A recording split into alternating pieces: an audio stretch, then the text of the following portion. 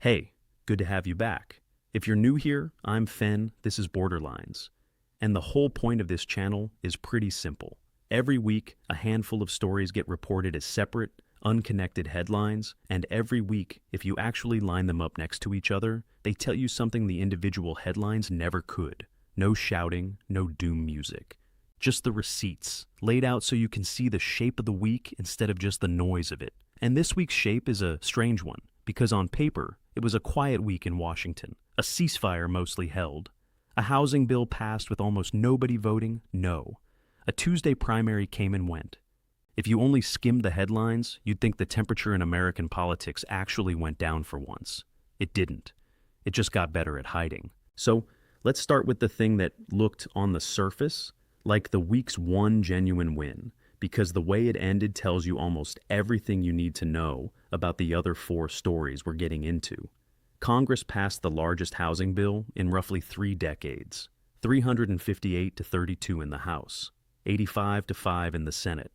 For context, that's not a party line vote. That's barely a vote at all in the sense Washington usually means it. Tim Scott and Elizabeth Warren, who agree on almost nothing, co-wrote the thing. It caps how many single-family homes a large investor can buy going forward. It cuts red tape for new construction. It does the kind of unglamorous structural work that actually shows up in housing data a few years down the line, if it works. The signing ceremony was scheduled. Cameras were set up. And less than 2 hours before it was supposed to happen, the president canceled it in public on social media, saying the signing was, quote, canceled until such time as we pass the desperately needed Save America Act, which I consider to be a national emergency. He called it the Elizabeth Pocahontas Warren-centric housing bill in the same post.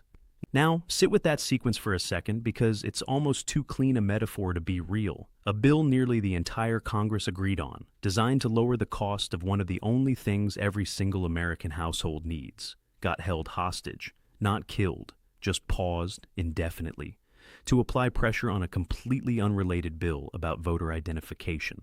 Under the Constitution, it becomes law anyway in 10 days whether he signs it or not. So the practical effect on the housing bill itself is close to zero. The intended effect was never about the housing bill. It was a demonstration, a way of saying out loud to the entire Republican conference, even the wins don't count until I say they count. That's not a policy disagreement. That's a loyalty test, conducted in public, using a housing bill as the hostage. And the bill he was holding it hostage for is worth slowing down on, because almost nobody explains what it actually requires. The Save America Act would require anyone registering to vote, including people who've been registered for decades, to show up in person with documentary proof of citizenship, not a driver's license, not a real ID, a passport, or a birth certificate paired with photo ID. Roughly half of Americans don't have a valid passport.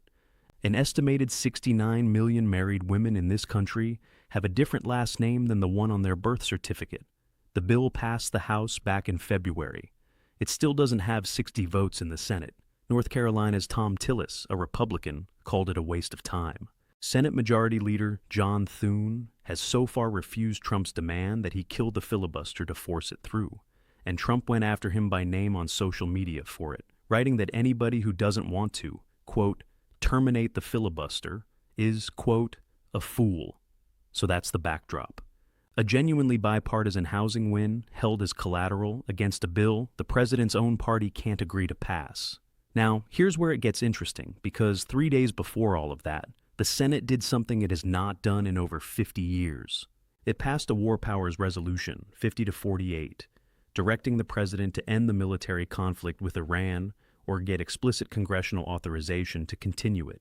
4 Republicans crossed over space: Rand Paul, Susan Collins, Lisa Murkowski, Bill Cassidy. 1 Democrat, John Fetterman, voted against it. The House had already passed a matching version weeks earlier, 215 to 208, with 4 Republicans breaking ranks there too. Senator Jack Reed called it the first time since the actual War Powers Resolution of 1973 that both chambers have approved a concurrent resolution directing a sitting president to end a military conflict. That is, by any normal standard, a genuinely historic rebuke. Trump's response in a social media post accused the 4 Republicans of giving, quote, aid and comfort to the enemy, and called them, quote, losers. And here's the part that almost nobody outside of Capitol Hill reporting actually caught. 2 days after that Tuesday vote, Senate Republican leadership called another vote, a different competing measure, and Trump personally worked the room at a GOP lunch on the Hill to get it overturned. Bill Cassidy, one of the 4 original Republican defectors, got a private White House briefing and switched his vote. Rand Paul didn't switch, but voted present instead of yes, saying he didn't want to undercut the peace talks. The math flipped.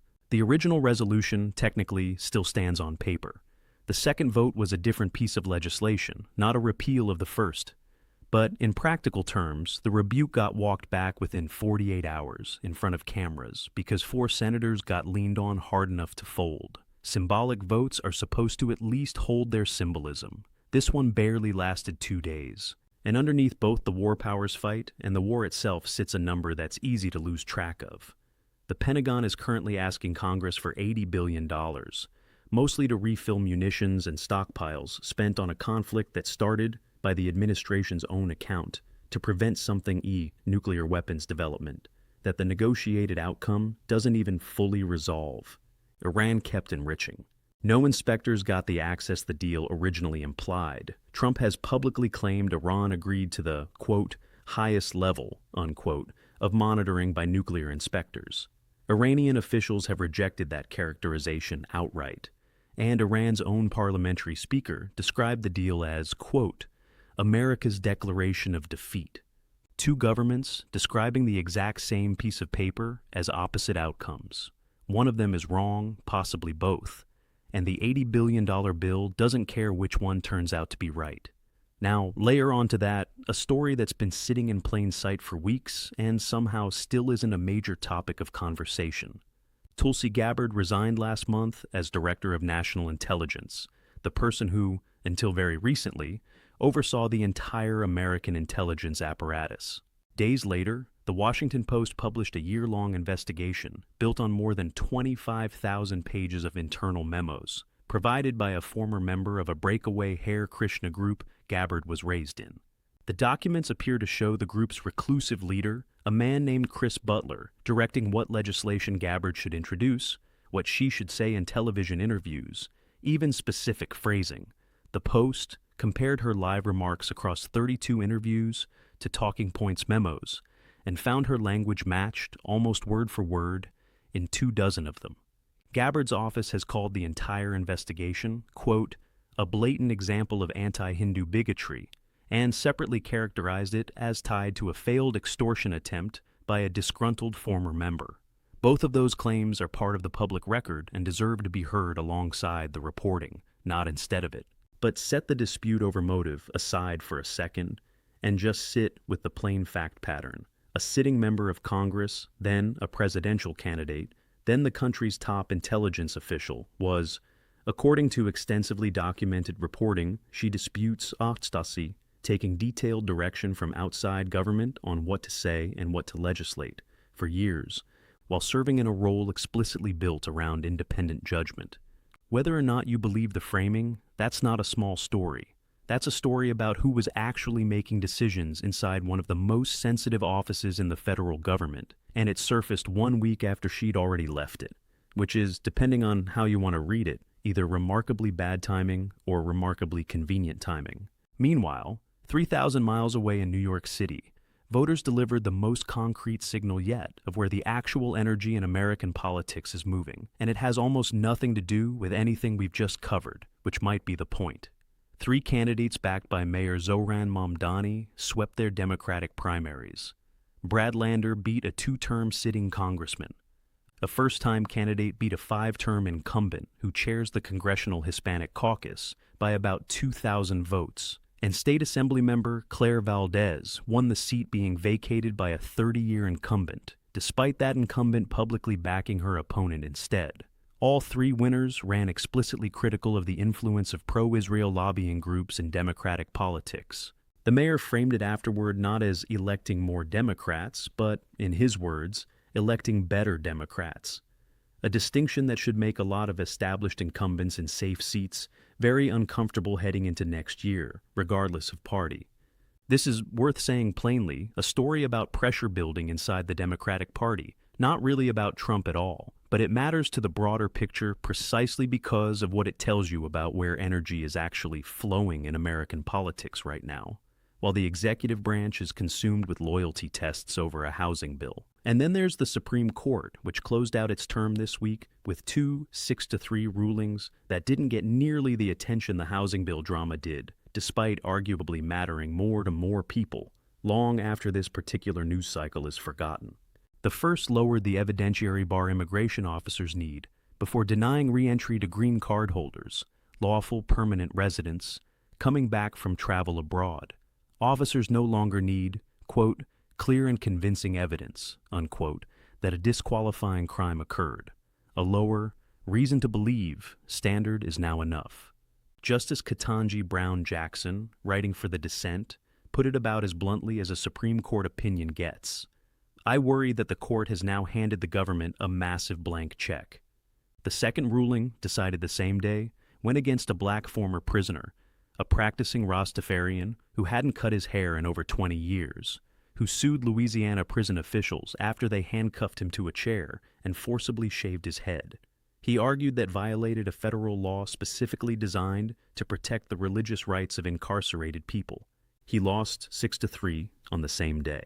Two rulings, same court, same week, both expanding the discretion of government officials and narrowing the recourse available to the people those officials have power over. One at the border, one inside a prison. Neither ruling mentions the other. They didn't need to. The pattern speaks for itself without anyone connecting it on purpose. So here's where all 5 of these threads actually meet, and it's not in any one policy or any one villain. It's in a single, fairly uncomfortable theme running underneath every story we just covered. A housing win nobody disagreed with got turned into leverage. A historic congressional rebuke on war powers got quietly reversed within 48 hours, once enough pressure was applied to 4 senators. A former top intelligence official is facing credible, disputed allegations that her judgment wasn't entirely her own for most of a decade in office.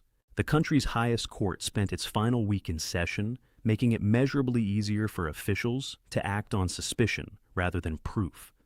And in the one place this week where voters actually got a direct say in anything, a Tuesday primary in New York City, the result was a rebuke of the established order, not an endorsement of it.